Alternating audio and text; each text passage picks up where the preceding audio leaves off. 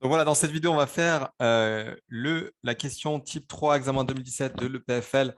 Donc, on se demande, donc c'est un QCM, si l'ensemble des z non complexes tels que z puissance 4 moins le conjugué de z égale à 0 contient, et là on a quatre possibilités, soit c'est exactement deux éléments, soit un nombre infini, soit exactement 6 éléments, soit exactement 4 éléments. Donc, je vais me lancer dans la résolution, c'est parti. Alors, première chose, ce que je vais faire, c'est que je vais passer le conjugué de l'autre côté. Donc, j'aurai z puissance 4 qui sera égal à z bar. Ensuite, je multiplie par z des deux côtés. Ça va me faire ici z5. Et ici, z fois son conjugué, ça fait le module au carré. Donc, je me retrouve avec ça. Ensuite, ce que je vais faire, c'est que je vais introduire z qui est égal à REI θ. Et donc R comme étant le module de Z et θ l'argument. Je remplace donc Z puissance 5 devient REI θ puissance 5 qui devient R5 EI 5 θ. Et de l'autre côté, le module de Z au carré ça devient R carré qui reste R carré. Donc, je me retrouve avec cette égalité-là. Et en fait, je remarque que R carré, c'est un nombre réel dont l'argument, donc ici c'est R carré, et en fait, je peux dire que R carré, c'est aussi REI0. Donc, l'argument, on va dire, d'un nombre positif, c'est 0. Donc, une fois que j'ai cette égalité-là, ce que je vais faire, c'est que je vais dire que voilà, deux nombres complexes sont égaux si et seulement si, là je vais faire ça en couleur, disons noir, si et seulement si les parties réelles sont identiques, enfin, qu'est-ce que je dis? Pas les parties réelles, le module est le même, donc R5 doit être égal à R carré, et si et seulement si l'argument est le même à 2 cas pi près.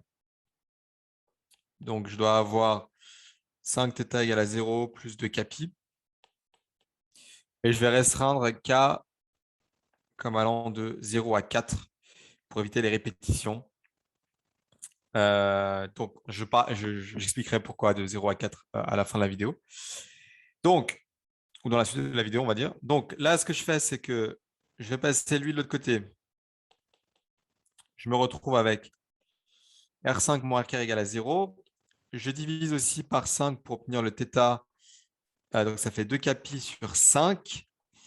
Et en fait, là, c'est pour ça que je prends k allant de 0 à 4 parce que dès que je passe le cinquième, eh ben, je vais me retrouver en fait avec le même angle que pour le 0. Donc, on s'arrête donc on reste entre 0 et 4, sinon on répète les angles en fait. Donc, ensuite, R5 moins R2, ça fait R2, si on met en évidence, fois R3 moins 1 égale à 0. Ce que je vais faire, c'est que je vais euh, résoudre ça. Donc, ça fait soit R carré qui vaut 0, donc R qui vaut 0, soit R3 moins 1 qui vaut 0, donc R3 qui vaut 1, donc R qui vaut 1.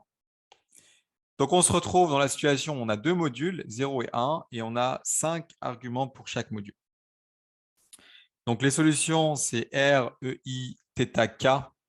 Alors, le K pour le θ, c'est juste pour ici, en fait, je vais juste énumérer en mettant un petit K ici. C'est pas très important. Donc, les solutions sont R, E, I, θ, K. Alors, R, il y a deux possibilités. Soit ça va être 0, soit ça va être 1. Alors, pour 0, j'ai 5 angles. Donc, θ0, θ1, θ2, θ3, θ4, où j'ai juste remplacé le K par 0, 1, 2, 3, 4. Donc, par exemple, si je remplace le K par 0, ça fait 0. Si je remplace le K par 1, ça fait 2 fois 1 fois pi divisé par 5, donc ça fait 2 pi sur 5. Si je remplace le K par 2, ça fait 2 fois 2 pi sur 5, donc ça fait 4 pi sur 5, etc. Mais bon, le module c'est 0, donc si le module c'est 0, peu importe l'argument, même si on a 5, le nombre complexe à la fin sera 0. Donc, en fait, j'ai 5 angles et un module, mais finalement, j'ai qu'une seule solution ici. Donc là, j'ai une seule solution avec cette branche. Solution. Et là, pour R qui vaut 1, qui n'est pas 0, du coup, j'ai encore les 5 angles, mais cette fois-ci, ça me fera 5 solutions. Donc, 5 solutions. Donc, j'ai 5 solutions plus une solution. Ça me fait donc exactement 6 solutions. Donc, si je remonte tout en haut, la réponse, c'est exactement 6 éléments. Et ceci achève la question type 3, examen 2017 de l'EPFL.